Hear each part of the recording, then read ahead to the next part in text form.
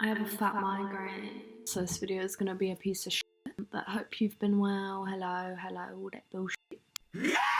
Jennette Mccurdy's eating disorder video has been suggesting my video after YouTube told me. I grew up with iCarly. iCarly was the bomb. I used to think Sam Puckett was the coolest character. I've seen an eating disorder video she made, which I thought was amazing. She worded it all really well and everything. But last night I watched a new one and she talked about how it started, and it was very disturbing to me to find out, that her mum was basically promoting anorexia and making her do it. I was 11. Yeah. My mom actually had a history with eating disorders. She had been hospitalized for anorexia a few times, and she had introduced me to anorexia because she thought it would help me play younger roles for acting. Oh, right. She thought if I stayed smaller, it would be effective. Wow. And so I remember there was it was. Right. She said it all started when she was 11, just the same age as me. She also talks about the eating disorder hierarchy, which I really like. The way she worded it, it's kind of ironic, but I don't think people really took it that way. In eating disorder land, you're never aiming for bulimia. The ideal, there's definitely a hierarchy to eating disorders, and you want to have anorexia if you have an eating disorder. If you have bulimia, you basically failed at anorexia. That's just what, you tried to eat. You're an amateur anorexic. Yes, you tried to not eat, you couldn't not eat, so then you ate, and then you throw up what you ate. Wow. You failed at anorexia, you landed at bulimia, is kind of how it goes. Yeah. That's not necessarily true at all. Bulimia isn't a failed anorexia. It's an eating disorder in its own, and it's very, very, very, very dangerous. It's not any less dangerous. It's not any more desirable. Both eating disorders are fucking vile and very, very unglamorous, devastating, grim. But what she meant by that is that there is a hierarchy within the eating disorder community, and people without anorexia, people without a diagnosis of it, basically want to have one. It's the eating disorder that gets the most publicity and the most attention, and it's seen for some reason as something a bit more desirable. And I think she was kind of making a comment on how wrong it is that we see anorexia as top tier eating disorder and the coolest one to have, because obviously that's not true. But I like how she commented on the eating disorder hierarchy, because it's definitely a thing. What I realized during recovery was that my eating disorder and my addiction to it had really been covering up all of the uncomfortable feelings underneath it. So then once I was pushing for recovery, I was just confronted with all those feelings that I'd been bottling up and suppressing and shoving down for so long, and that was so difficult. I'd been burying them for 13 years, and I'd never imagined that not throwing up, how it relieved my anxiety so much that not throwing up would leave me in a fetal position on the floor sobbing. It was emotional to me, where it was oh, this was just covering up all this shit. And yeah, it was difficult. It was that level of emotional intensity, the fetal position sobbing for at least a year. What's fucked is that in iCarly they would make Sam be the girl who eats everything, and she loves her fat cakes.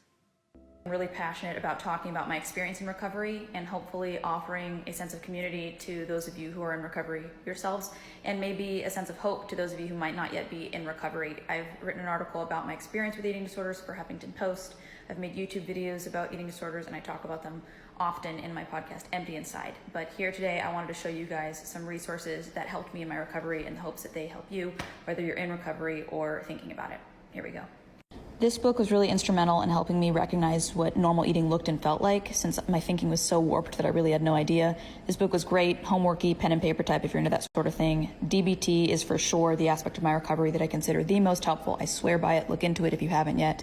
And this book was great, though not focused on eating disorders. The one that I watched first was just on her channel, and I actually love her. First off, detrimental stuff. Number one, eating disorder recovery channels.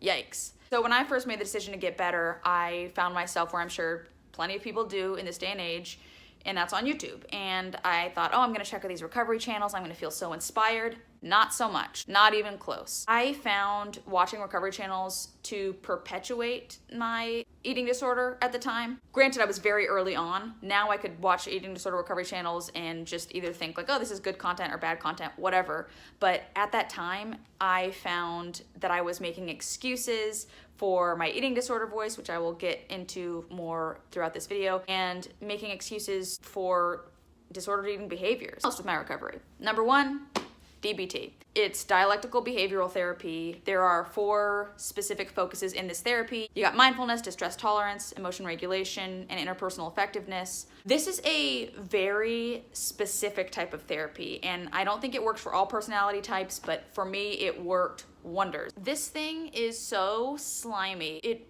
convinces you that it's like your intuition, that it's like your potential, that it knows what's best for you. It doesn't. Also, the fact that it can know best for you tells you that it's not you, if you're following my logic here. So identifying my eating disorder voice and realizing, oh, I have a voice underneath this eating disorder voice. The eating disorder voice unfortunately became much stronger, but now it's time to empower my own voice underneath that thing. That was an instrumental piece in my recovery. Yeah, I think it's so cool she started a podcast. She's able to almost like make light of what she's been through while spreading awareness, which is fucking amazing. The most helpful thing in my recovery, filling the void. So this is something that I actually did touch on in my article. I mentioned that I thought once I went into recovery that I'd be like walking along a white sand beach slowly with my hair billowing behind me, just feeling like, oh, I'm better, I'm well now. No, that is not what recovery is, okay? Recovery is brutal. It takes so much out of you. It's emotionally draining.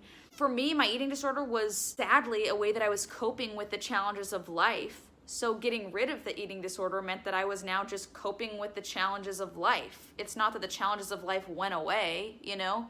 It's just that now I can't lean on this thing to help me cope. Even though it's not helping, it was killing me. Also in the article, I equated getting over an eating disorder to getting over a bad ex. Like a relationship that you knew was so unhealthy and so destructive to you and your health and your well-being, yet you still miss the person. That's what eating disorder recovery felt like for me. She's just an icon. Like, I can't imagine how difficult it would be dealing with Dan Snyder's his name, like that creep from Nickelodeon. She's just a little sweetheart, and I feel like she's spreading some amazing awareness. Something that really helped me in eating disorder recovery was not tracking my food intake. It was absolutely one of the most difficult aspects of recovery for me because tracking gave me that sense of control that I know and want so much in my life. But once I was able to overcome it, not tracking became one of the most helpful tools for me. My heart goes out to, I'm going to say Sam Puckett, no, Jennette Mccurdy. She's an icon. She's got a point. She's an icon. She's a legend. And she is the moment. Now, come on now. And I'll just leave it as a short video because I have a migraine.